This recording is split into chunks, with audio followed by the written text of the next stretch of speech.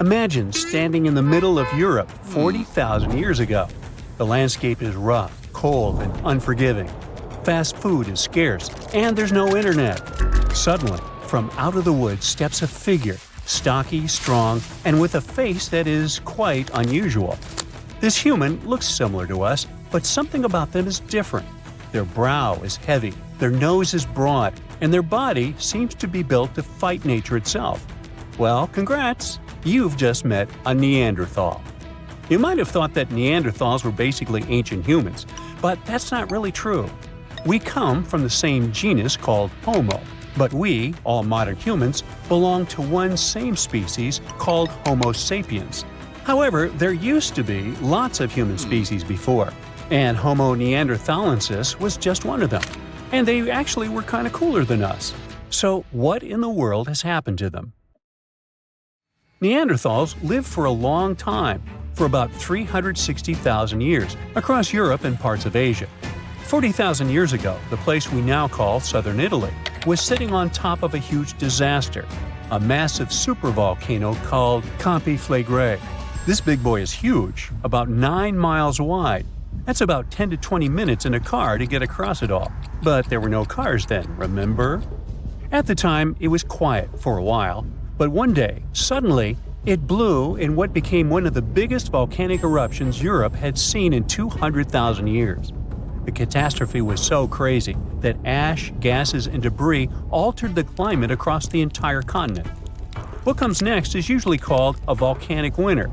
Average temperatures drop, the sky gets darker, and life becomes even harsher than it already is. The eruption, known as the Campanian Ingembrite, caused Europe to cool by as much as 7 degrees Fahrenheit. Doesn't sound like much? Well, the drop of even 1 degree would cause winters to become harsher, causing horrible snowfall, rains, and floods. Crops would struggle to grow, leading to food shortages. The weather would go wild, too, with storms and droughts. Hey, kind of like now. Except multiply this by 7. Events like these caused some huge chaos in modern times. You can imagine what it did to the Neanderthals. But in reality, a simple volcanic eruption shouldn't destroy an entire species, right? Well, yes. The truth is, the Neanderthals were already hanging by a thread back then, and all because of us. They've been in a tough spot for a while. They lived in places that are now parts of Europe, Western Asia, and the Middle East. Modern humans, us Homo sapiens, entered Europe and were giving them some serious competition for food and shelter. Homo sapiens were sneaky dudes, better at finding food, easily adapting to different environments, and using more advanced tools. We were pushing Neanderthals out, trying to get the same resources. We literally made their extinction a slow and very unpleasant process. So, while the volcano definitely made things worse, it wasn't their only problem, and they didn't completely disappear after the eruption. Some of them hung on in isolated places, like Gibraltar, for another 12,000 years. That's because it's likely most of the severe cooling actually happened farther east, away from where the Neanderthals were trying to survive, and it didn't hit their homes as hard as we thought. In fact, the eruption may have even helped them, at least for a while. Some scientists say that the volcanic fallout might have slowed down modern humans' expansion into Neanderthal territory and gave the poor fellas a little more time to survive. So, the Campi Flegrei eruption was a nasty event, but it only delayed the inevitable. Campi Flegrei is a wild card. It's also known as the Fields of Fire. The air itself there is thick with legend. The Greeks and Romans believed this volcano was the gateway to the underworld. Even an ancient Roman poet, Virgil, mentioned this in his famous story, the Aeneid. The hero Aeneas must descend into the underworld, and this place is exactly where he starts. Back in the day, this landscape was full of Roman villas, spas, and fish ponds. The elite had the time of their lives there. What they didn't know, though, was that they were standing on treacherous ground that could go crazy at any moment. The Campi Flegrei is not your typical volcano. You'd imagine a single towering peak, but the landscape looks deceivingly calm, with small features popping up here and there. But if you flew above it, the sight would be insane. A gigantic circular basin, peppered with volcanic cones and craters, like scars from the Earth's violent past. The danger here lies in its subtlety. The ground beneath your feet is constantly shifting, even when you don't notice it. Every so often, the land rises, only to sink again, sometimes by several feet, as magma or gas moves beneath the surface. It's incredibly creepy. The risk is almost invisible. The Cascade Range is a massive depression formed by two colossal volcanic eruptions. One of them was the one that cooked Neanderthals, and another happened 15,000 years ago. The most famous eruption, though, happened in the 16th century, and it was horrifying. The year was 1538. For years, the people of Paswali had noticed something unsettling. Land that once sat below the waves was slowly rising. What was once the sea had become new ground. Rumblings from deep within the earth were terrifying, but had become a normal part of life.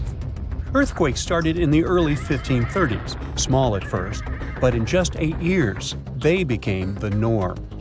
Until one day, on September 28th, horrifying tremors shook the ground. By the next evening, as the sun dipped below the horizon, a massive crack ripped open the earth near the ancient Roman town of Cyfrore. From this gash spewed fire, smoke, and a rain of volcanic ash miles away. It was thick and muddy, likely mixed with underground water. The ground trembled as hot pumice rock was thrown high into the air. And then a new mountain began to rise from the land. This was the birth of what we now call Monte Noovo. Eventually, things seemed to calm down, as if the earth was catching its breath. For days, things seemed quiet. Locals relaxed a bit. They began to approach the new mysterious volcano, a crater with something that resembled boiling within it. People visited it like a new attraction. But then, just days later, the disaster struck again. At night, without warning, a new mountain went wild. A blast from the southern flank hurled scoria, chunks of jagged volcanic rock, into the air. This one was fatal for 24 people. The debris found afterwards was huge and coarse. For centuries after, the only signs of life from the Monte Noovo were small fumaroles, jets of gas seeping from the earth. But then, even those faded away. Now it's just a lush green cone, a pretty sleeping giant. But the ground near Naples, Italy, is still alive. The Cascade Range sits quietly for now, but it might not be for long. It's showing signs it might be waking up again. This supervolcano looks like a hellish landscape, with its boiling mud pits, geysers, and steam vents. Romans and medieval Christians once believed it was a gateway to the underworld, and who can blame them? What's spooky is that recently scientists detected unusual activity under the surface. In 2012, Italian authorities raised the alert level on the volcano from green to yellow, meaning that it needs close monitoring. There are certain changes that usually happen before an eruption. The magma below starts releasing gases, which could weaken the rock above, eventually triggering a disaster.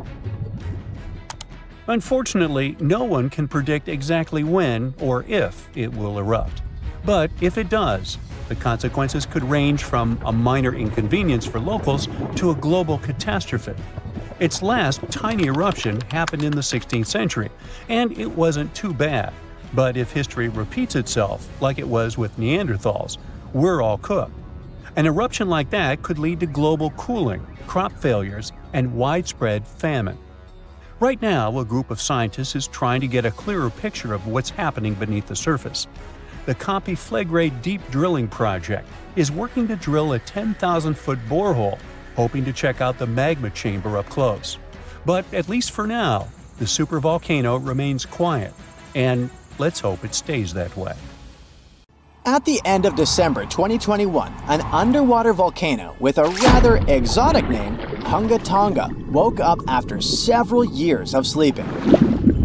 It did that with so much energy and strength that people heard the eruption from over 100 miles away. Then it went back to sleep. But a couple of weeks later, it woke up again with a force 7 times greater than the first time. It broke the island above it in 2 parts. The lightning storm that started because of the eruption was the most intense in recorded history. The sound waves from the eruption traveled around the planet several times. Someone even heard a loud boom from it in Alaska. And it started the first known mega tsunami since ancient times. This tsunami took the lives of 2 people as far as Peru and caused trouble for 2 fishermen in California. But that's not all. This eruption could change the weather patterns on Earth for years.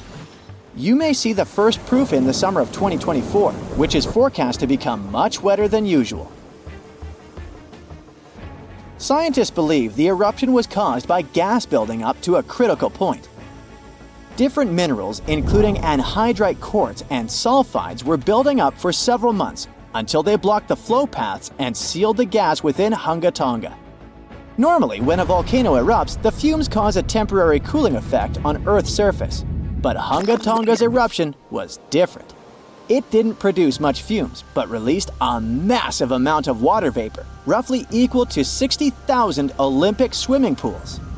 The intense heat of the eruption turned huge amounts of seawater into steam, which then blasted high into the atmosphere. All that water vapor ended up in the stratosphere, a layer of the atmosphere that's too dry to form clouds or rain.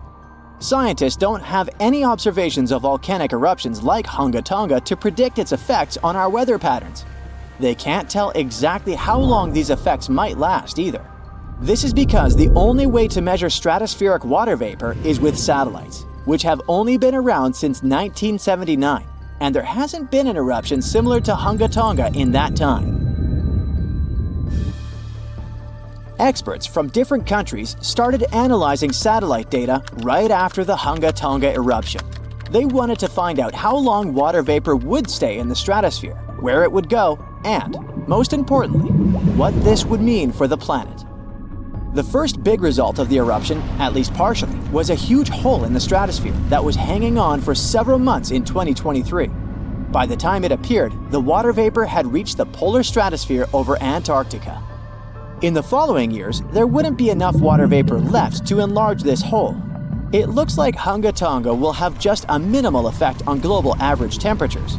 But there are some surprising, lasting regional impacts. One of the scientific models forecasts colder and wetter winters for northern Australia until about 2029. In North America, it predicts warmer winters, and Scandinavia could have even colder winters. This is just one study though, and one approach to understanding how the eruption of Hunga Tonga can change our weather. We do have at least one example from history when a volcano eruption changed the world. Over 2 centuries ago, in 1815, Mount Tambora erupted and caused the year without a summer. In the following year, the winter was unusually cold and wet weather across Europe and North America. A recent study confirms that 1816 wouldn't have been this cold without the volcanic eruption. The immediate effects of the eruption were catastrophic, with tsunamis destroying homes, claiming 10,000 lives, and 80,000 more who fell ill in the aftermath. The eruption of Mount Tambora was one of the strongest in the last 1,000 years. It had ejected an enormous amount of sulfur dioxide into the stratosphere, which quickly spread across the world.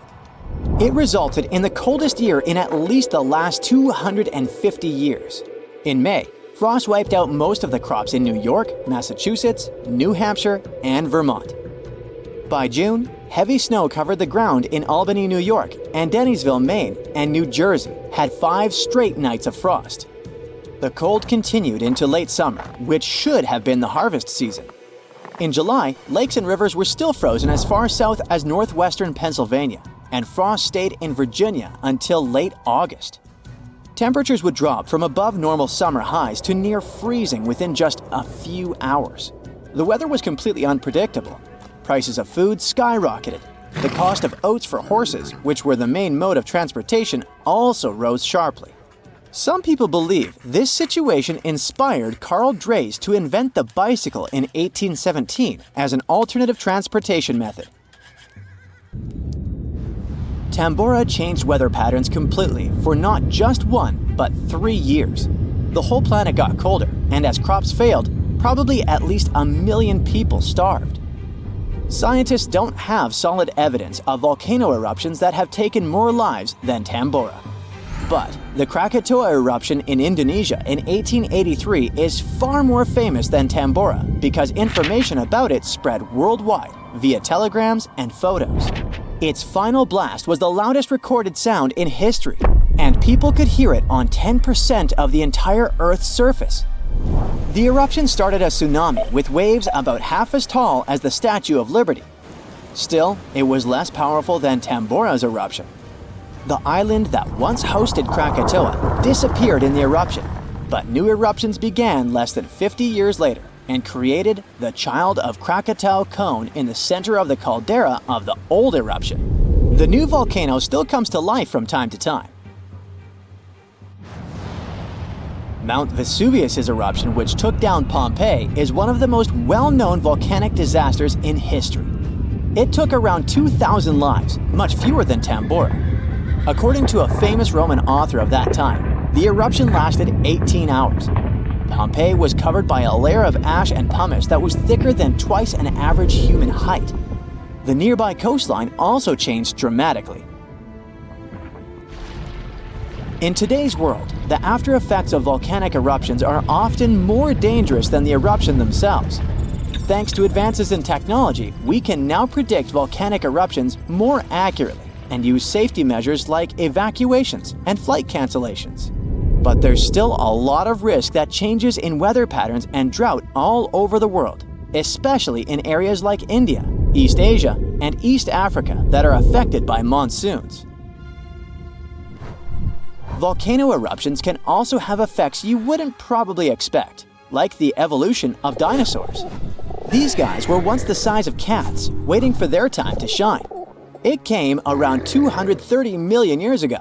This time is known as the Carnian pluvial episode.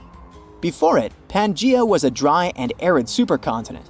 But then, there were 4 major volcanic events that pumped huge amounts of carbon dioxide into the atmosphere. Global temperatures and humidity spiked because of it. These massive eruptions most likely happened because of the Wrangellia Large Igneous Province eruption in what is now British Columbia and Alaska. This prolonged volcanic activity created the right conditions for dinosaurs to blossom and diversify, and also for the rise of other groups, like modern conifers, ferns, crocodiles, turtles, insects, and early mammals. With higher temperatures and more rainfall, terrestrial plants have evolved, and humidity-loving ones have become dominant. Without those changes in the world, we could have a completely different natural history. There's some solid proof that volcanic activity has really changed the weather patterns back then. Scientists have found layers in the Earth's core that show different types of carbon. It means there were 4 massive releases of carbon dioxide into the atmosphere. The data on mercury and carbon together shows that the spike in mercury levels was thanks to a major volcanic event that affected the global carbon cycle and not just local eruptions. When we think of active volcanoes, one region comes to mind: the Ring of Fire in the Pacific Ocean. 3/4 of Earth's volcanoes sit within this belt. Compare the area to Australia, which doesn't have any volcanic activity. The old continent of Europe is also calm, or at least we like to think so. Can you guess what the most active volcano in Europe is? If you thought of Mount Etna on the island of Sicily in Italy, you were right. The volcano has erupted about 200 times and has been far from sleeping in recent decades. The last time this happened was in August 2023. The highest mountain in the Mediterranean is 500 million years old. But in Iceland, there is a much younger volcano. It sprang into action on the 10th of July 2023. In the afternoon, 3 fissures appeared in the ground on a peninsula in the southwest of the island. This was at a base of a small mountain peak. Its name means Little Ram in the local language. The volcano spewed molten lava high into the air. There were also gas plumes in the area. But the scientific community wasn't surprised by the event. They already knew about the volcanic area that stretches between the cities of Reykjavik and Keflavik. Its name is hard to pronounce. Hey, I want to buy a vowel. It had already erupted during the previous 2 summers. This activity came after 8 centuries of dormancy.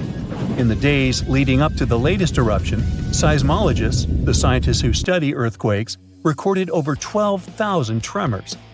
When the ground opened up in July, the fissures were over 1.5 miles long. The following morning, 2 of them closed. All the lava was now coming out of the last fissure. It grew into an elongated cone, the simplest shape of volcano we are all familiar with.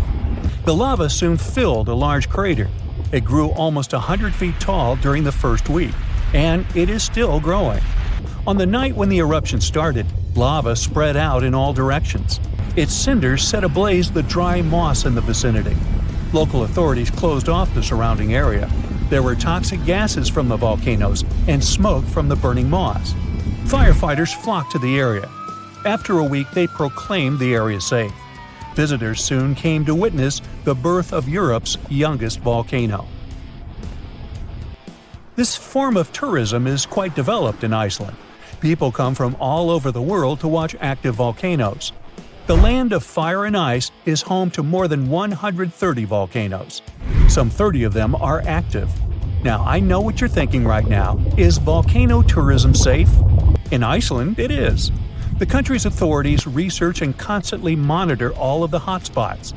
The island is dotted with several dozen seismic stations.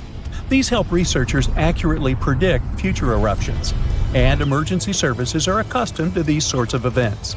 They can quickly cordon off danger zones. This is what happened in 2010. A volcano in the south of the island, the name of which everyone struggled to pronounce, erupted. It spewed out a plume of steam and ash that was 7 miles high. This wasn't a fun time to be an air traveler. Winds carried the enormous plume southeast toward northern Europe. Many countries closed their airspace for several days for safety reasons. The volcano erupted in March, but the Earth was shaking from January the same year, so seismologists knew that an eruption was approaching. When it comes to the continent's youngest volcano, the tourist infrastructure is already there. Visitors can leave their cars at a designated parking lot. Then they go on a 5-hour-long trek. This leads to a viewing deck. Tourists are so close to the epicenter that they can feel the heat haze from the crater. The sight is the most impressive at nighttime. Safety is never a concern. Scientists regularly chart out hazard maps that outline the borders of lava fields. This way, visitors who stick by the rules are never in harm's way. More than a week after the eruption started, a section of the crater collapsed. Lava flowed downhill west of the volcano. This majestic, smoldering hot river is slow-moving lava. Scientists categorize it as an AA type. The term is Hawaiian. It describes basaltic lava that has a rough and brittle surface. The flow is composed of broken lava blocks that are called clinkers. They fall off as the substance flows. This reveals red-hot areas. The cooler sections of lava are gray and black in color. When it moves forward, it produces a distinctive sound like shattering glass. Nearly a month after the eruption of the new volcano, we got aerial footage of an interesting phenomenon. A tornado formed directly over the lava flow. This occurs due to the high temperatures in the area. When the conditions are right, a column of heated air can easily turn into a mini tornado. Scientists observed a similar event happen during the 2018 eruption of Mount Kilauea in Hawaii. The lava fields of Europe's second-largest island tell the story of the creation of Iceland. It sits above the place where the North American and Eurasian plates meet each other. Tectonic plates are huge, rocky chunks of Earth's most outer layer. There are roughly 20 of them. They rest on a partially molten layer of rock. All the lava we see on the surface starts its journey here. You could say that these plates float on molten rock. Their boundaries are unstable, so when two plates grind past each other, they release tremendous amounts of energy. The formation of volcanoes is one result. These are places where the molten rock travels upward to the surface.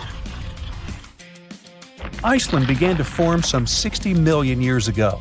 The tectonic plates under the ocean drifted apart. Enough lava piled up on the surface to create solid ground. This ancient rock is under the waves today. As new lava reaches the surface and cools down, it pushes the old rock away from the center of the island. That's why the oldest parts of Iceland aren't 60 but only 16 million years old. The country's active lava fields are young in geological terms. Some of them are under 1,000 years old. Scientists consider the island a hotspot for volcanoes, pun intended. Nearly a third of the basaltic lava that reaches the Earth's surface in recorded history came from Icelandic eruptions. Fissure swarms, like the ones before the 2023 eruption, cover 30% of the Nordic country. For this reason, only a quarter of the island is inhabited. Norse Vikings were the first people to settle in Iceland at the beginning of the 10th century. Nature threw them a loud welcoming party. Just a few years after their arrival, they witnessed one of the greatest volcanic eruptions in history. Vikings came from a region without volcanoes, so they had no clue as to what was going on. Today, Icelanders are used to such events. This is good because their homeland is entering a new era of volcanic activity. Volcanologists suspect that recent events are an introduction to decades of more frequent eruptions. The peninsula that is home to Earth's youngest volcano is just 17 miles southwest of Iceland's capital city. It's been dormant for a long time. Present-day eruptions there are a reminder that the natural processes that created Iceland are still ongoing.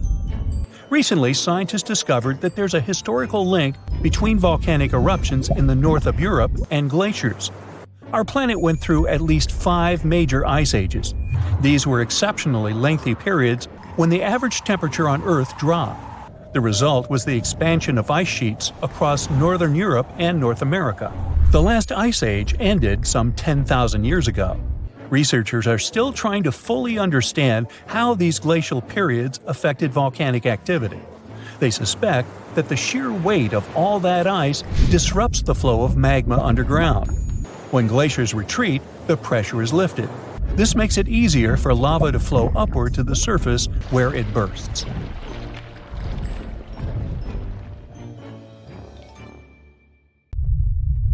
Whoa! Earth's surface is shaking. Long cracks split the ground open. Lava rivers are rapidly flowing down the slopes. Deafening noise is filling the air. Rocks and other debris are flying high up. Clouds of volcanic gas and ash cover the sky. Now, this is not a plot of a blockbuster disaster movie. It's what happens when supervolcanoes decide to erupt. But this is likely not the scenario that will take place when the world's largest volcano, Mauna Loa, decides to finish its long, long nap. In 2021, scientists were sure it would happen soon, but so far, nothing. The volcano's seismicity keeps increasing and then going back to normal. But you never know when this giant will finally come back to life. That's why experts have been monitoring geological activity on Hawaii's largest island for quite some time. The Big Island of Hawaii is made up of 5 volcanoes, including the most active on the planet, Kilauea, and the largest, Mauna Loa. This gigantic thing makes up almost half the landmass of the island. And what lava Kilauea emits in one day, Mauna Loa could spew out within 20 minutes. That's what it did in 1984. While Mauna Loa's smaller sibling has been throwing tantrums for a while, the giant has been slumbering ever since its last eruption. But very recently, the Hawaii Volcano Observatory has recorded more than 200 mini-earthquakes below Mauna Loa. It likely means an increased flow of magma down there. Good morning! The volcano might be waking up. Or not. If Mauna Loa did suddenly erupt, lava flows could reach the ocean and the most populated and touristy places, like Captain Cook, very, very quickly, in a matter of hours. In 1984, the last time the volcano erupted, lava got as far as the outskirts of Hilo on the other side of the island. That's where a campus of the University of Hawaii is found. Luckily, people had a few weeks' warning to get ready for the disaster. These days, locals have special go bags ready with the most important stuff, including documents and money. Such precautions can come in handy in case of an emergency evacuation. Even though most Mauna Loa eruptions have so far only affected the summit area, several of them sent lava all the way down to the ocean. And you never know how powerful the next eruption will be. Now, what is the highest mountain on Earth? Mount Everest, you say? Well, it depends. From seafloor to the summit, Mauna Loa is 1,000 feet taller than the famous Himalayan peak. The volcano is so big, it makes the Pacific plate it's sitting on literally slump under its weight. Scientists say that when this monster of a volcano erupts, the volume of lava coming out per unit will be life-threatening. Over its recorded history, Mauna Loa has been erupting regularly, almost every 6 years. And even though the last eruption of the volcano occurred about 40 years ago, scientists are certain it'll happen again. Now, remember the scene I showed you at the beginning? Well, you can relax. It's not likely to happen with Mauna Loa. The thing is, big island volcanoes, including Mauna Loa, aren't very volatile. That's because they're shield volcanoes. These volcanoes got such a name because they aren't really very high and resemble a warrior's shield placed flat on the ground. Shield volcanoes get formed by very fluid lava. It travels farther and forms much thinner flows than lava erupted from a stratovolcano, which is conically shaped and tall, like the infamous Krakatoa in Indonesia. So if, or should I say when, Mauna Loa erupts, there probably won't be ash clouds and tons of debris. The most dangerous thing will be lava. Since Mauna Loa is a shield volcano, its lava is extremely fluid and voluminous, which allows it to flow far and fast. Using theoretical vent maps, experts from the Hawaii Volcano Observatory have made charts of possible lava flows. They're kind of worried about earthquakes clustering at high rates. It likely means that lava is on the move under the surface. 500 to 600 earthquakes per day are a serious reason to be on high alert. On the other hand, it doesn't necessarily mean a disaster or inevitable eruption. Around a decade ago, several earthquakes that happened at the same time signaled that something was happening under Mauna Loa. But an eruption didn't occur. Instead, half the volcano shifted a bit to the south. This way, it probably gave more room to magma so that it had enough space to stay beneath the surface. Now, let's get back to the catastrophic eruption we saw at the beginning of the video. That's what often happens when a supervolcano erupts.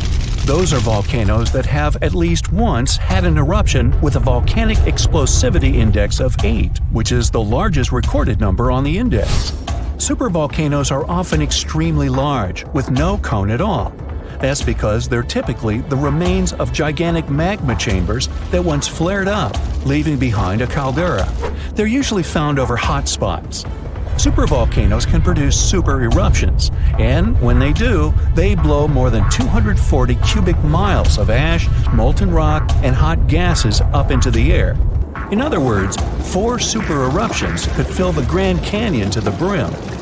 Supervolcanoes get formed when gigantic volumes of scorching hot magma are trying to escape from deep underground. This magma rises close to the surface but can't break through Earth's crust. That's why a huge pressurized pool of bubbling magma gathers at a depth of only several miles. The pressure keeps growing because more magma is trying to get to the surface until, bam, a super eruption occurs. The most recent super eruption happened in New Zealand. Well, when I say recent, I mean around 26,500 years ago. Nah, I wasn't around then. That's when a supervolcano beneath the surface of Lake Tahoe spewed into the air more than 300 cubic miles of ash and pumice. Imagine 500,000 Great Pyramids of Giza flying up at the same time. That's how incredibly powerful that eruption was. But the most exciting and confusing thing about the eruption was that the Tahoe volcano simply didn't go off like many others. At first, everything was going as usual. More than 200 square miles of magma had built up under the surface, and the pressure was getting higher and higher. But after the rock cracked and the first part of lava rushed out of the crater, something went wrong, and the supervolcano took a break. Only several months later, the disastrous eruption shook the ground, and thousands of tons of lava, rocks, and ash flew high into the atmosphere. But the age of supervolcanoes isn't over. The most infamous of them all is probably the one in Yellowstone National Park. This giant handles at least 3 mega-powerful eruptions, and who knows how many smaller ones. If this monster erupted anywhere as strongly as it did 2.1 million years ago, it would spit out more than 588 cubic miles of red-hot material. You can probably picture it more vividly if I tell you that this volume is comparable to 65 million Capitol rotundas in Washington, D.C. piled together. Wow. Anyway, scientists are sure that Yellowstone doesn't present any danger these days. For an eruption to happen, magma inside must be at least 50% molten. With the Yellowstone caldera, this number is just 5 to 15%. But of course, Yellowstone isn't the only supervolcano on our planet. There's also New Zealand's Tabo you already know about, Japan's Ericaldra, California's Long Valley, Indonesia's Toba. Any of them can one day produce a super eruption. There are also several so-called supervolcanoes that haven't lived up to this name yet because they've never produced anything like a super eruption. For example, in 1883, Indonesian volcano Krakatoa went off. The power of the eruption tore the volcano's walls open, and cold seawater rushed into its molten insides. The difference in temperature made the volcano blow up with a deafening boom. It was clearly heard 2,000 miles away in Australia. It earned the blast the title of the loudest sound in history. But even though the consequences of this event were truly catastrophic, it still turned out not powerful enough to be called a super eruption. If you've ever been to Yellowstone National Park, you were probably mesmerized by its geysers, which spew superheated water and steam high into the air. But an even more intriguing thing actually hides underground. I'm talking about that underfoot plumbing system that makes those grand eruptions possible. About that, there's good news.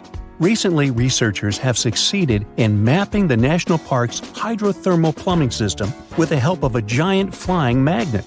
As a result, scientists have managed to document all these features in stunning detail. The thing is, Yellowstone houses the world's largest hydrothermal system. It contains over 10,000 features, like geysers, mud pots, hot springs, and steam vents. They're fed by a network of underground water pathways. Those get overheated by magma flowing underground. It causes the water to rise to the surface. Now, no one actually knows much about the workings of this system, but the newly created maps might finally shed light on it. Experts explain that their knowledge of Yellowstone has a subsurface gap. That's why it's often called a mystery sandwich. Scientists know quite a lot about the features on the surface because they can observe them directly. And they know what's going on in the magmatic and tectonic system several miles below the surface. But they haven't figured out what's happening in the middle yet. So, I must tell you about that giant flying magnet used for research. It's known as SkyTem. It was attached to a helicopter and flown over Yellowstone several hundred times, scanning the ground below. The magnet is made up of an 82-foot wide charged wire loop. Its main task is to generate a strong electromagnetic field. And since different kinds of material, like water or rock, respond to this field differently, scientists managed to create a few subsurface maps for the first time ever. The mapping technique also allowed the researchers to differentiate between magma and bedrock, since they have a bit different magnetic properties. And the team got a chance to see how the magma and water interact and create those mind-blowing geological features on the surface. The team got high-resolution maps to a depth of around 500 and 2,300 feet, and low-resolution maps showing what's going on at a depth of up to 1.5 miles.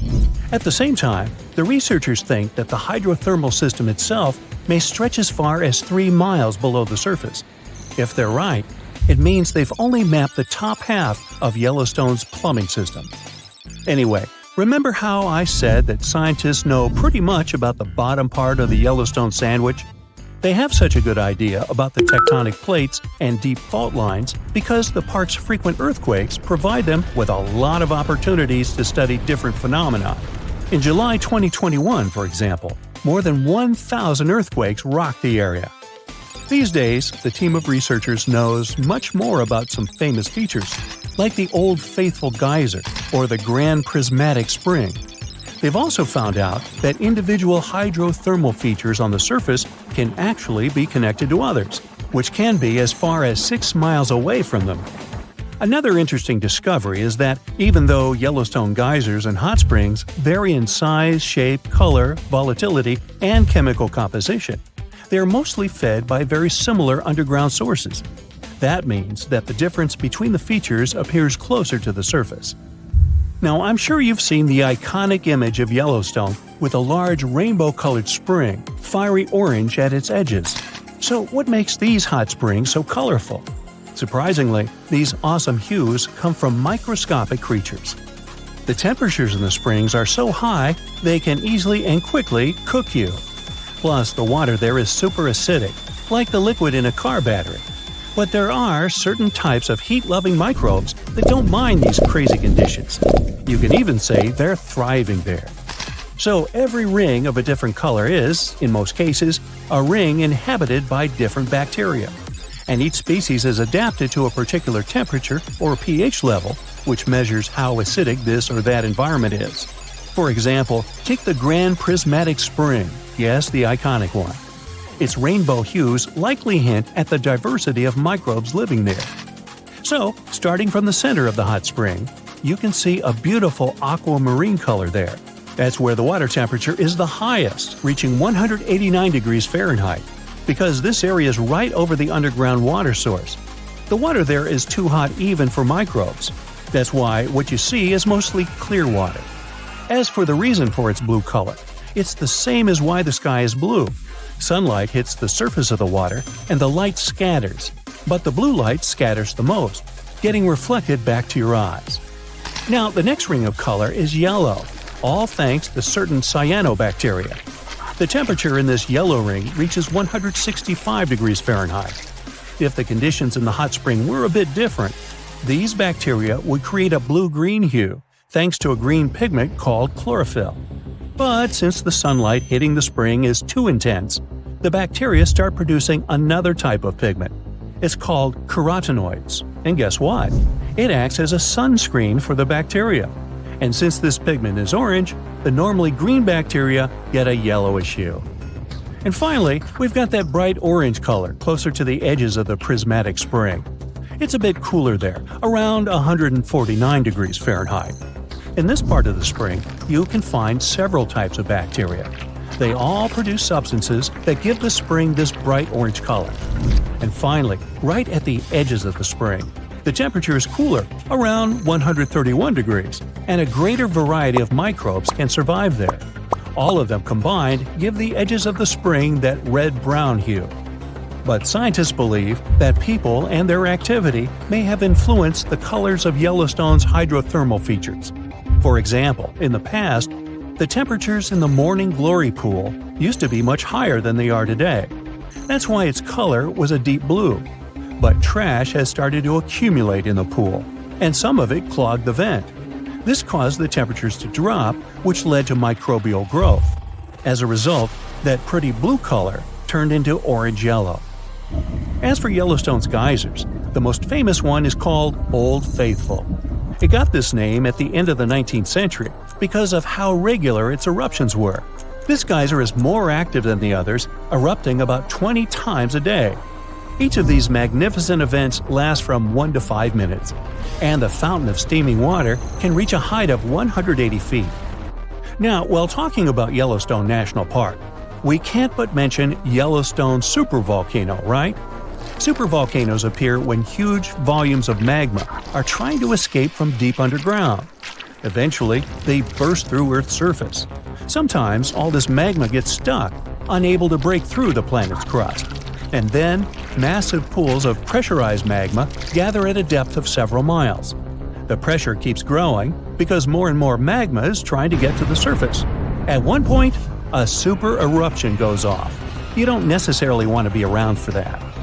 Over the past 50 years, the Yellowstone caldera has risen almost 3 feet.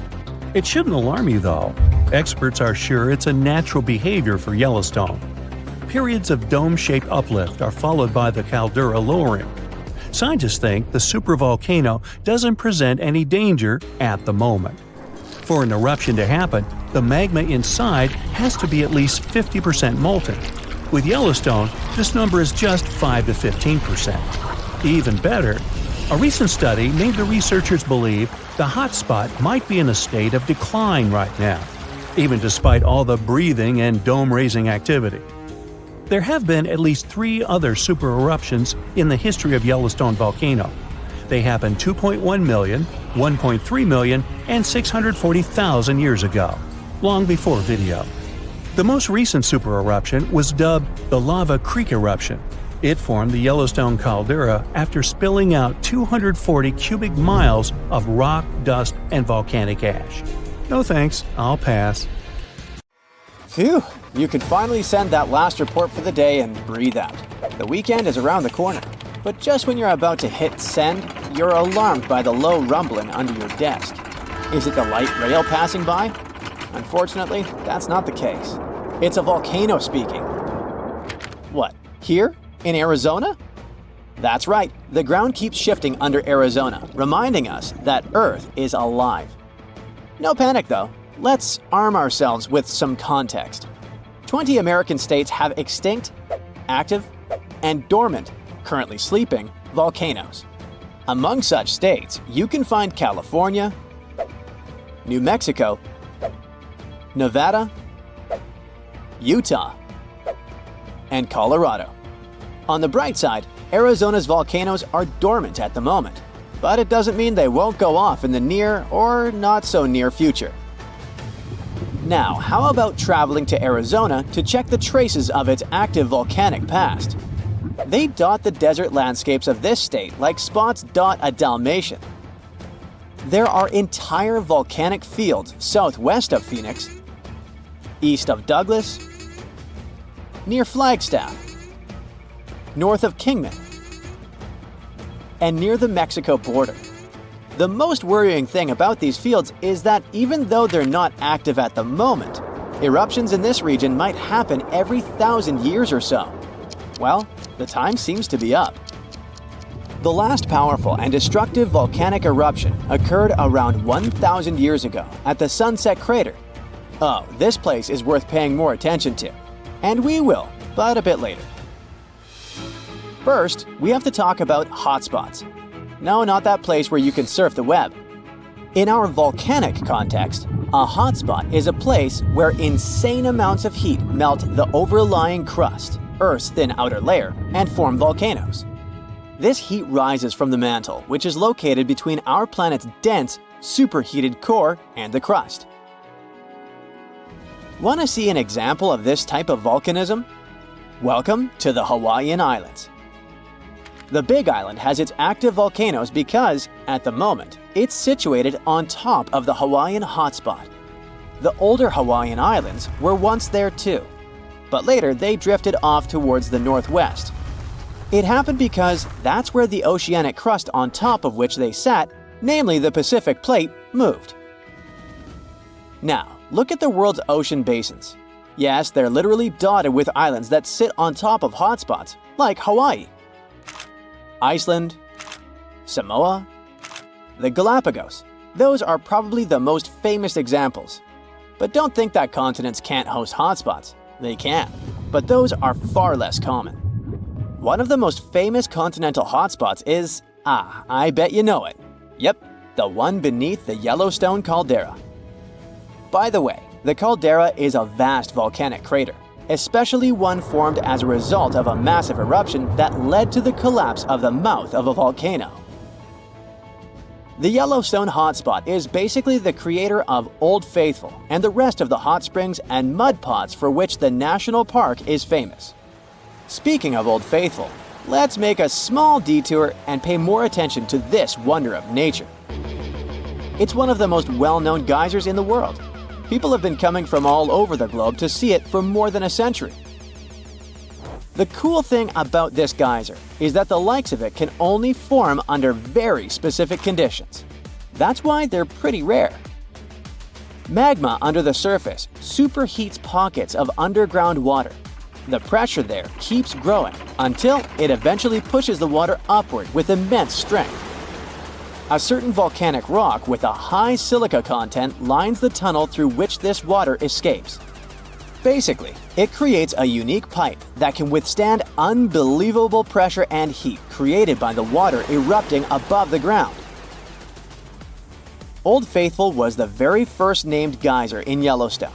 If you come to visit it expecting the thing to erupt every hour on the hour, you're gonna be disappointed. On average, Old Faithful erupts every 91 minutes or so, which isn't that bad either. Plus, you can download a special app which will provide you with the approximate time of the next eruption. But be very careful while visiting and stay away from the site. The water erupting from the powerful geyser reaches 204 degrees Fahrenheit. The steam is even more scorching, up to 350 degrees Fahrenheit. It's hot enough to bake a cake. But let's get back to our volcanic hotspots. Scientists still don't clearly understand why there aren't many hotspot volcanoes on continental crust. One reason might be that the continental crust is much thicker than the oceanic crust, which is about 4 times as thick on average. Another reason could be that most of Earth's crust, about 2/3 of it, is oceanic. This means that there's less continental crust for hotspots to form under. Now, I bet those of you living in Arizona will appreciate the following info. We'll talk about a volcanic field right in the heart of this state, the San Francisco Volcanic Field. That's a massive area filled with over 600 volcanoes. Yes, they're mostly small, but it doesn't make them any less impressive.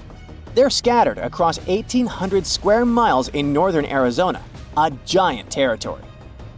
Interestingly, scientists are still debating about whether this volcanic field is actually sitting on top of a hotspot. But one thing they agree upon: the volcanoes in this area get younger as you move east. And this pattern matches up with the North American plate moving west over what could be a stationary hotspot beneath the surface of our planet. Cool, huh? The volcanic hullabaloo in that area started around 6 million years ago. So, in geological terms, it's relatively young. As for the most recent eruption, it happened less than 1,000 years ago. The Sunset Crater, which I mentioned before, the one near Flagstaff, is the most famous vent from that eruption. The Sinagua people had to leave their homes at Wupatki Pueblo because of the eruption. That site is now part of the Wupatki National Monument. There, you can see how people lived in this volcanic region many years ago. If you go to explore this area, you'll notice that most of the volcanoes there are basalt cinder cones, small and steep. The Colorado Plateau has quite dry weather conditions. That's why the volcanoes haven't worn down much. Some of the best examples of those cones, like this one, called the SP crater, still look like they appeared yesterday. But look around. It's not just cinder cones. The San Francisco Volcanic Field also has a stratovolcano, as well as some lava domes that formed from volcanic rocks with more silica than basalt you can find in places like Hawaii. It means they're thicker and don't flow as easily. Anyway, the stratovolcano is going to be one of the most epic sights you'll come across while exploring this volcanic field. Well, not the stratovolcano itself, but the San Francisco peaks, the remains of that giant formation. They stand tall at more than 12,600 feet. That's 4.5 Burj Khalifas placed on top of one another. It makes the peaks some of the biggest landmarks in northern Arizona. They're not only stunning, but also sacred to the Native American people who have lived in the area for many generations. Now, unlike those super active volcanoes in Hawaii, the San Francisco Volcanic Field takes its time, thousands of years between eruptions. But you shouldn't relax just yet. Geologists say another eruption is likely to happen one day. It will probably occur in the remote eastern part of the field, away from big towns. Phew! And if that next eruption is anything like the one that formed Sunset Crater, it would be quite the show. Lava fountains and rivers of lava flowing. At the same time, the next eruption might not happen for centuries, maybe even millennia. Until then, the San Francisco Volcanic Field will remain a hidden gem of volcanic history, waiting for its next fiery performance. If all the volcanoes on Earth suddenly erupted together, it'd be loud. We'd also have around 1,500 of these formations bursting at once. Now, normally it's just 10 to 20 volcanoes that are active each day. But what would the world look like if they all blew their tops simultaneously? Geologists think it wouldn't be pretty. Even if only the land volcanoes erupted together, it would set off a chain reaction way worse than anything we've ever seen before. The two big problems would be ash and volcanic gases. While the explosions in lava would be damaging for people nearby, the real danger lies in what happens next. A thick layer of ash would cover the planet, blocking out sunlight completely. No sunlight means no photosynthesis, which means crops would fade away and temperatures would drop considerably. And all this ash cloud could remain in our atmosphere for up to 10 years. Now, ash aside, there's also acid rain to worry about. Volcanic gases like hydrochloric acid and sulfur dioxide would mix with the atmosphere and fall back down as acid rain. This type of weather would harm the groundwater and ocean surfaces. Even if humans would find a way to survive up to this point, we'd have no corals and no other sea creatures around. Scientists have seen similar events in Earth's history at a smaller scale. Big volcanic eruptions have been linked to mass extinctions. When Mount Pinatubo erupted in 1991, it cooled parts of the world for 2 years. But the extra carbon dioxide from these eruptions could also heat the planet, the same way we turn our stoves to broil for that extra crispy layer on our casserole. Geologists also mentioned that there's evidence in our atmosphere that stuff like this may have happened in the distant past. During the Cretaceous period, carbon dioxide levels were way higher than today, which made it difficult for marine life to thrive. Who would survive all this? Probably just some extremophiles, these organisms that survive in harsh conditions like hot springs or deep undersea vents. As for humans, we could all lay low in underground bunkers until things clear up, or build multiple space stations that could fit us all. Yeah, right. The chances of all volcanoes erupting at once, though, are very slim. Whew! That's because there isn't one giant source supplying all the volcanoes on Earth. Each one of these openings has its own deposit of magma, except for a few cases where they indeed share the supply. For example, in 1912, Nova Rupta in Alaska erupted alongside another volcano sharing magma. Scientists have also found evidence of magma hiding under volcanic areas, like under the Taupau volcanic zone in New Zealand. This magma can spread out horizontally for long distances, but is still just a local feature. Even if we consider all the magma under Taupau as one system, it's not connected to other volcanic areas like Indonesia or the Philippines. Because the great majority are isolated, volcanoes can't sync up to erupt at once. The magma comes from different processes like mantle decompression or adding water to the mantle through subduction. There's no way to make all these different volcanoes erupt together because of how tectonics work. Now, that doesn't mean we won't see interesting volcano activity in the future. Take an underwater area near British Columbia, where recently about 200 small earthquakes per hour have been noted. Deep beneath the Pacific Ocean floor, off the coast of Vancouver Island, magma is set to erupt, heating the water so much that it'll bubble like soda. However, this event will likely go unnoticed by anyone other than scientists. The anticipated eruption will most likely happen around 3 miles below the ocean surface. Scientists explain that the earthquakes range from negative to 4.1 magnitude, meaning only those nearby would feel any tremors. This unusual activity gives us a rare opportunity to study how the Earth's crust forms.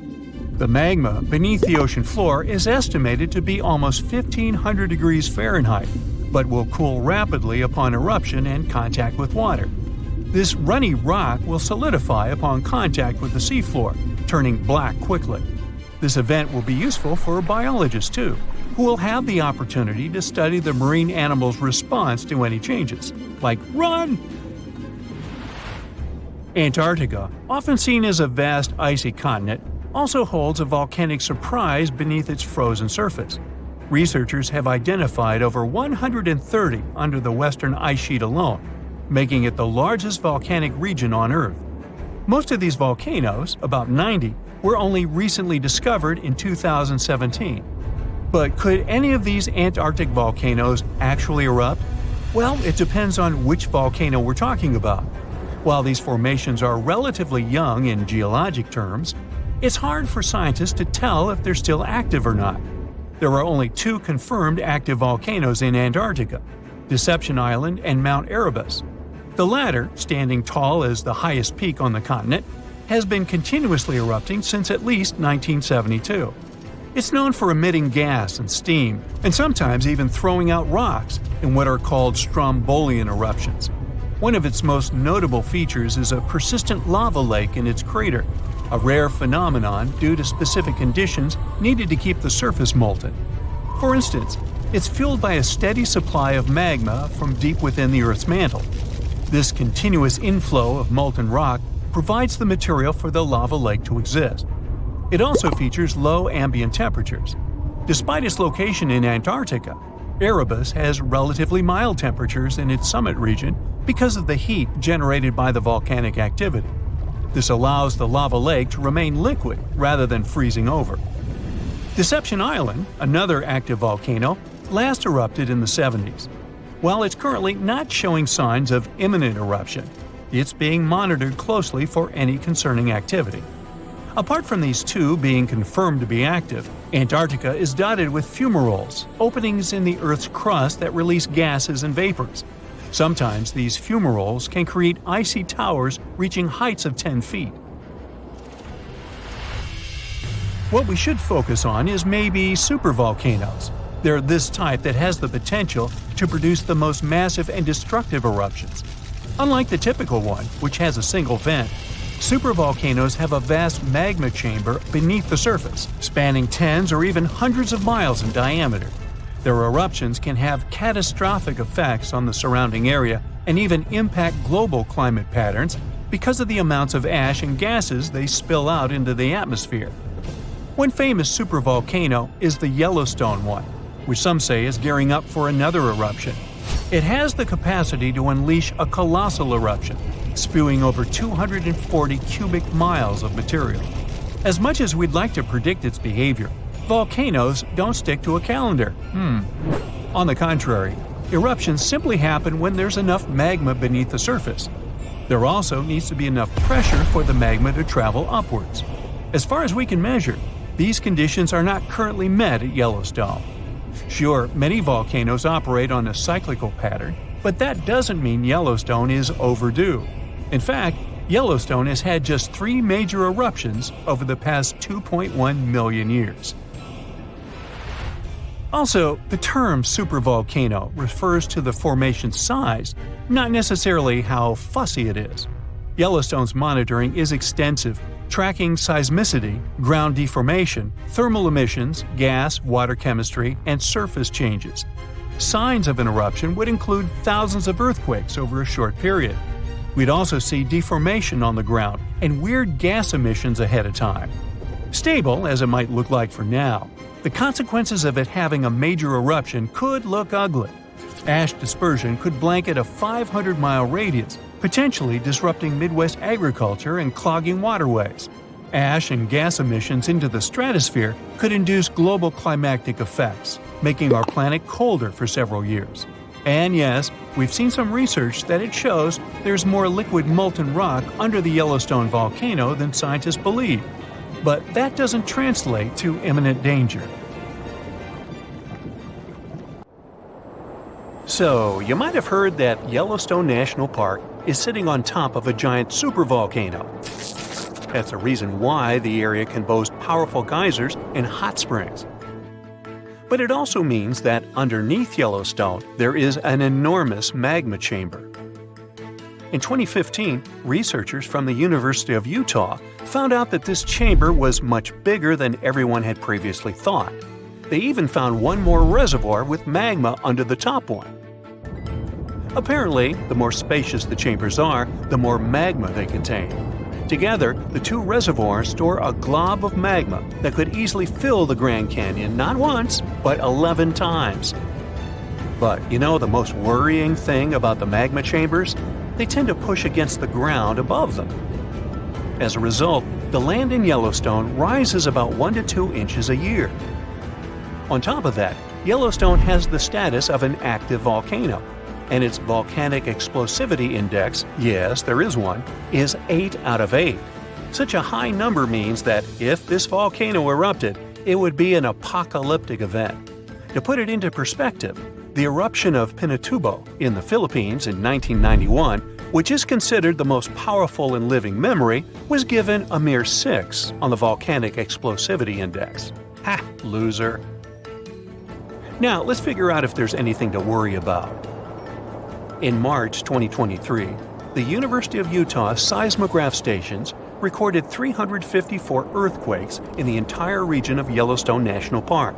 Sounds like a lot. But keep in mind that the most impressive event of the month was a mini earthquake of magnitude 3.7. It was part of a swarm of 106 earthquakes that began on March 29th and continued until the end of the month. Yep, earthquakes apparently also come in swarms, so be aware. Experts say that Yellowstone's seismic activity is, well, kind of more active than usual, but it's really nothing serious. A geophysicist working at Yellowstone Volcano Observatory called Michael Pollan claims that the volcano won't erupt anytime soon. For this to happen, there must be enough magma ready to erupt beneath the surface. Whew. There should also be enough pressure to cause this magma to rise. But neither of these conditions exist today. According to the expert, Yellowstone is stable now. At the same time, Pollan and his team are keeping track of all kinds of underground activity, looking for warning signs of possible eruptions. Some of them can be the frequency of earthquakes and ground deformation.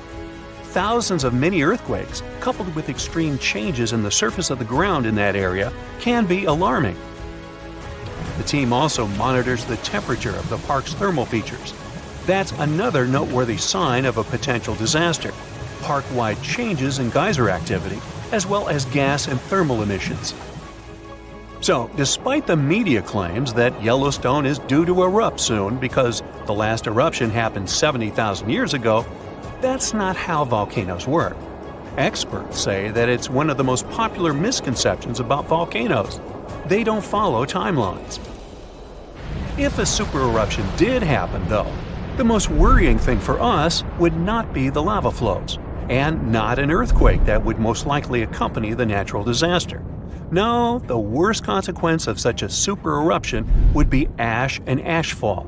Let's have a look at what it was like when the Yellowstone volcano erupted many years ago. There have been at least 3 supereruptions in the history of the volcano. The most powerful of them was 2,500 times more devastating than the terrifying eruption of Mount St. Helens in Washington state in 1980. As for the most recent supereruption, it was dubbed the Lava Creek eruption. It formed the Yellowstone caldera after spewing out an insane amount of dust, volcanic ash, and rock into the air. Recently, scientists have also learned about 2 other previously unknown supereruptions that happened around 9 and 8.7 million years ago.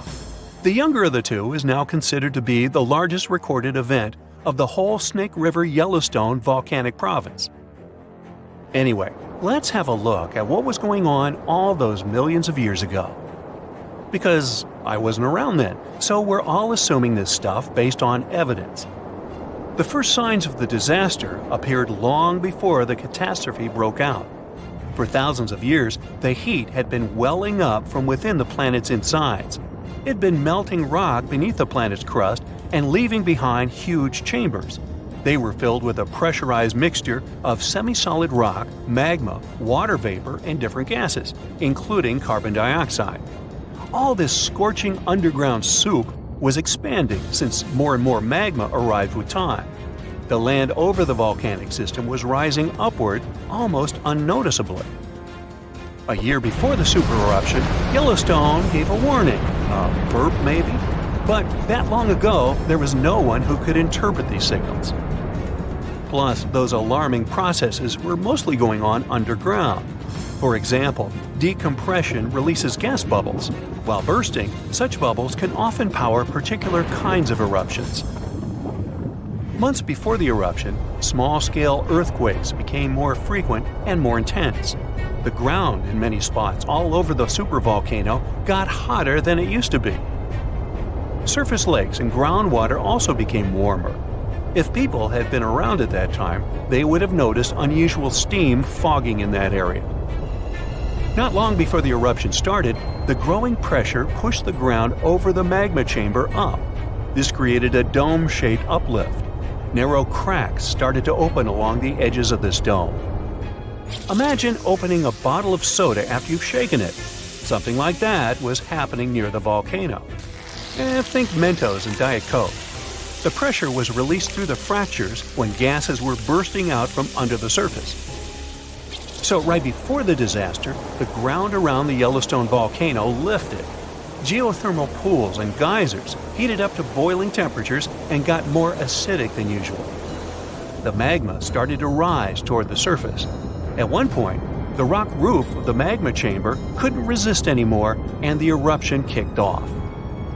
Small but constant tremors began to move the ground days before the catastrophe. But the real shaking didn't start until several minutes before the eruption. With a deafening roar, a massive column of lava and ash hurled up into the air. Within several minutes, a pyroclastic flow rushed across the area at a hurricane-force speed. Such a flow is a liquid mixture of half-solid lava pieces, volcanic ash, and hot, expanding gases. It looked like an extremely hot, toxic snow avalanche. With a temperature of about 1,300 degrees, it was burning everything in its path. The volcano kept pumping ash for days on end. For all living creatures, ash fallout was one of the most dangerous consequences of the eruption. Volcanic ash turns into glassy cement within seconds of being inhaled. Most animals didn't have a chance to survive. Even thick trees started to collapse under the weight of this dense substance. It only took a couple of days until a thick layer of ash covered huge territories. After the ash got into the stratosphere, the temperatures all over the world started to drop.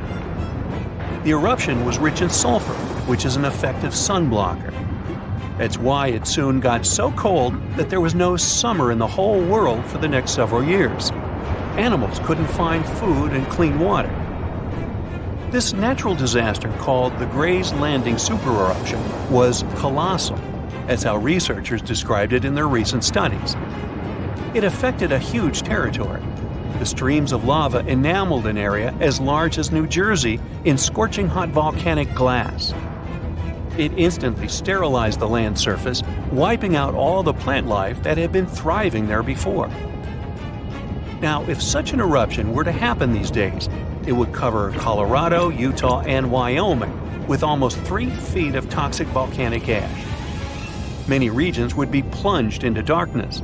Even the coast, where most Americans live, would experience problems with the spread of the ash cloud. It would destroy crops and contaminate pastures, ruin power lines and electrical transformers. Well, so I'm sure you'll agree with me, it's a good thing that such a disaster isn't expected to occur anytime soon. Hey, we got enough other stuff on our plate. The largest volcanic region on Earth is not in Africa or Japan, but under the ice of Antarctica. Scientists found 138 volcanoes in its western part, and if they decide to go wild, you'll surely notice it. They could melt huge amounts of ice that will move into the ocean, raise its level, and make our planet uninhabitable for humans. But before you pack your things to fly away to another planet, hear me out. Only 2 of the Antarctic volcanoes are officially classified as active now. And it would take a whole series of eruptions, decade after decade, to seriously impact the whole world. Mount Erebus, one of the 2 Antarctic volcanoes currently in action, proudly bears the title of the world's southernmost active one. It has been continuously erupting since at least 1972. It emits plumes of gas and steam and sometimes even spews out rocks, and scientists call it Strombolian eruptions. One of the coolest features is a lava lake in one of its summit craters, with molten material on the surface. Such lakes are rather rare because they need certain conditions to make sure the surface never freezes over. The second active volcano is Deception Island, a horseshoe-shaped landmass. It is the caldera of an active volcano that last erupted over 50 years ago. Scientists who monitor it say it shouldn't go wild anytime soon. Antarctica also has plenty of fumaroles. Those are volcanic vents that release gases and vapors into the air. In the right conditions, they can spew out enough stuff to build fumarolic ice towers up to 10 feet tall. Scientists keep an eye on the Antarctic volcanoes with seismometers that detect when the Earth starts trembling from volcanic activity. Sometimes they also use more complicated tech, but it's all really challenging because of how far away this polar region is and how tricky it is to get there. That's why no one can predict when one of the continent's volcanoes that are now sleeping might erupt. We can guess what this waking up would look like if we analyze the events from nearly 20,000 years ago. So, shall we? One of Antarctica's sleeping volcanoes, Mount Takahe, had a series of eruptions and spewed out a good amount of halogens rich in ozone back then. Some scientists say these events warmed up the southern hemisphere. Glaciers started to melt and help finish the last ice age. For these events to repeat, we'd need a series of eruptions with substances rich in halogens from one or more volcanoes that are now above the ice. It's an unlikely scenario, but since it already happened in the past, it's not completely impossible. As for volcanoes hiding under a thick layer of ice, it looks like their gases would hardly make it to the atmosphere, but they would be strong enough to melt huge caverns in the base of the ice and produce a serious amount of meltwater. The West Antarctic ice sheet is wet and not frozen to its bed, so this meltwater would work as a lubricant and set the overlying ice into motion soon. The volume of water that even a large volcano would generate in this way is nothing compared to the volume of ice beneath it. So, a single eruption wouldn't make a difference. But several volcanoes erupting close to or beneath any of the western Antarctica's big ice streams would. Those ice streams are rivers of ice that take most of the frozen water in Antarctica into the ocean. If they change their speed and bring unusual amounts of water into the ocean, its level will rise. As the ice would get thinner and thinner, there would be more and more new eruptions. Scientists call it a runaway effect. Something like that happened in Iceland. The number of volcanic eruptions went up when glaciers started to recede at the end of the last ice age. So, it looks like, for massive changes, several powerful volcanoes above the ice with gases full of halogens need to get active within a few decades of each other and stay strong over many tens to hundreds of years. Antarctica stores around 80% of all the fresh water in the world, and if they melted all of it, global sea levels would rise by almost 200 feet. And then we'd have to look for a new planet to live on. But this again is an unlikely scenario. It's more likely that the eruptions under the ice will lubricate ice streams and seep water into the ocean, but it wouldn't be the end of the world. A super strong, super angry supervolcano could do it though, and it has already happened in the past. Over 200 million years ago, the world went through a major makeover with not one, not two, but 4 massive volcanic eruptions in huge pulses. The supervolcano called Skym had been erupting over and over for 600,000 years. It all happened in Wrangell, a large chunk of land that used to be a supermassive volcano stretching across what's now British Columbia and Alaska. And it wasn't the lava or the volcanic ash that ruined the environment. The eruption made carbon levels skyrocket. The planet would never be the same again. This volcanic activity might have helped dinosaurs grow from cat-sized critters into giants we saw in Jurassic Park. It kicked off a 2 million-year rainy season. It made the whole world hot and humid, and the dinos just loved it. Researchers dug deep into sediment layers beneath an ancient lake in Asia to uncover these secrets. They found traces of volcanic ash and mercury, clear signs of those epic eruptions. There were carbon signatures showing huge spikes in carbon dioxide levels. It made the atmosphere toasty, and the rain poured down. So the bad news is, another eruption like this could happen. The supervolcano beneath Yellowstone National Park has been sleeping for nearly 70,000 years. But if it wakes up, it would be many times more catastrophic than the eruption of Mount St. Helens in 1980. It's considered the most disastrous volcanic eruption in U.S. history. It followed 2 months of earthquakes and injection of magma below the volcano that weakened and destroyed the entire north face of the mountain. The eruption column went 80,000 feet into the atmosphere and spread ash over 11 U.S. states and several Canadian provinces. The last Yellowstone eruption was 1,000 times greater than that. The ground above Yellowstone sits on a hotspot made of molten and semi-molten rock called magma. This magma stuff flows into a chamber beneath the park, about 4 to 6 miles down, making the ground puff up like a balloon. But then, as it cools down, the ground goes back to its usual state. Volcano watchers have been keeping an eye on this for a century. They noticed the ground lift up about 10 inches around 20 years ago, but since 2010, it's been going back down. The experts say we have no big eruptions on the horizon, so doomsday isn't coming anytime soon.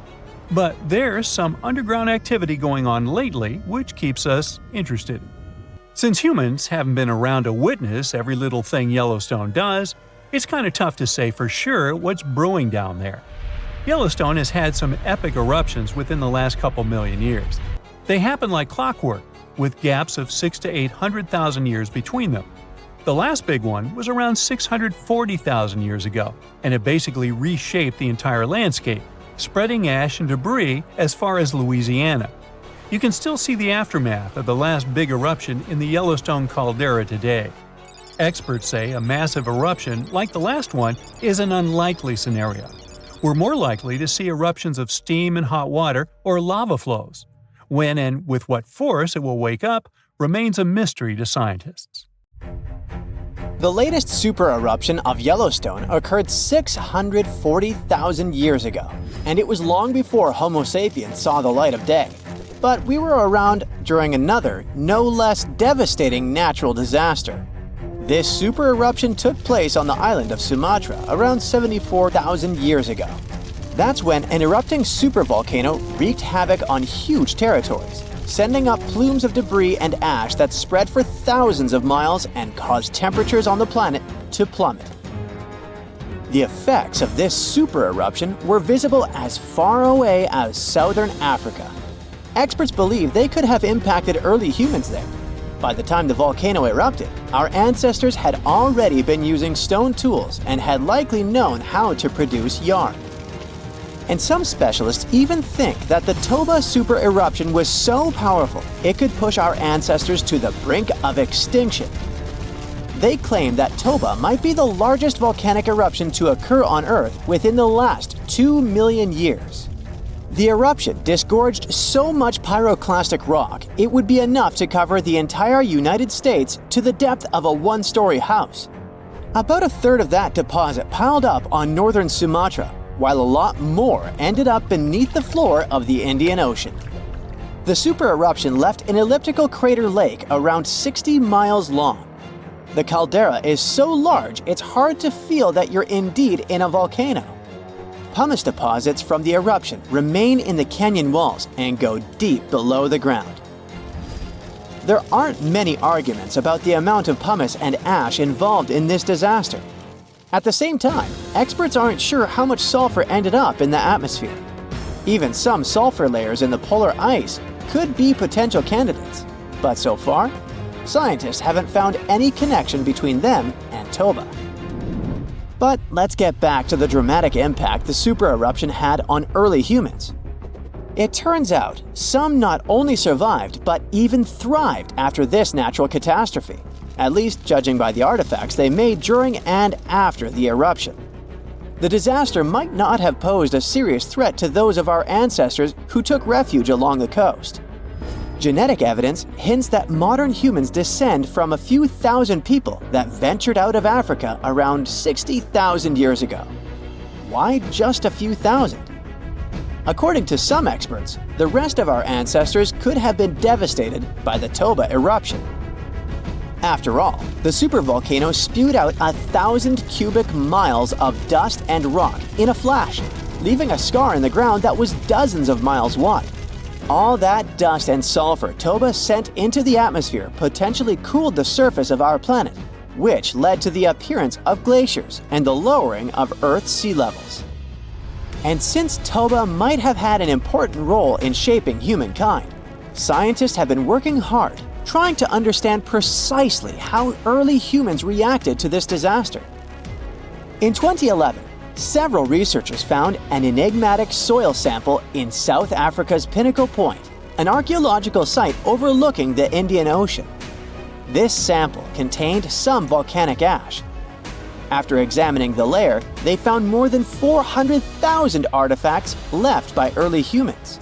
Those ranged from heat-treated stone tools to signs of fire and animal bones. Based on this finding, the team suggested that early humans on the South African coast thrived after the eruption, living in that area for thousands of years and improving their tools. The region might have served as a refuge during and after the Toba eruption. A 2009 study suggested that the eruption could have lowered global temperatures by 14 degrees Fahrenheit. It would have made survival tough elsewhere in Africa. If there had been a volcanic winter, it wouldn't have been as cold along the coastline. On the other hand, newer studies claim that Toba spewed out so much sulfur into the atmosphere that the resulting aerosols could have stuck together, which would have limited their cooling effect in the long term. In other words, right after the eruption, temperatures would have plummeted, but only in some regions.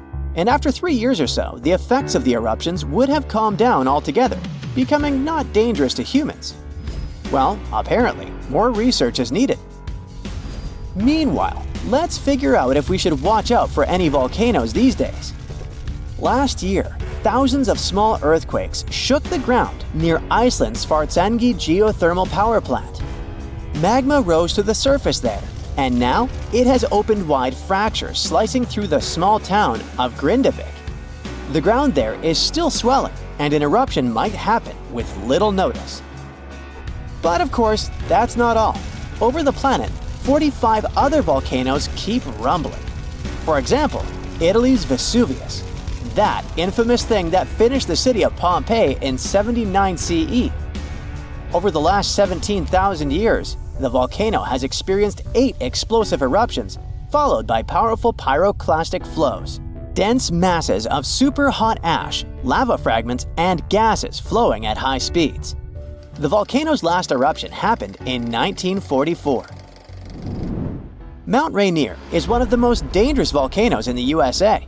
Its high elevation, chemical composition, and proximity to Washington's Seattle and Tacoma suburbs, and the volcano's ability to produce massive pyroclastic flows make Mount Rainier a threat to consider. The heat from this volcano could potentially melt the ice and snow covering it, leading to rapid downstream flows of debris, mud, and rocks. The Novorupta volcano in Alaska's Katmai National Park and Reserve formed in a 1912 eruption, which was the world's largest in the 20th century. The volcano sent almost 7 cubic miles of ash and debris into the air. It also produced such a powerful ash flow that it created the Valley of 10,000 Smokes. Mount Pinatubo is located in a populated region in the Philippines. It became notorious after a 1991 massive eruption, which was the second largest eruption of the 20th century.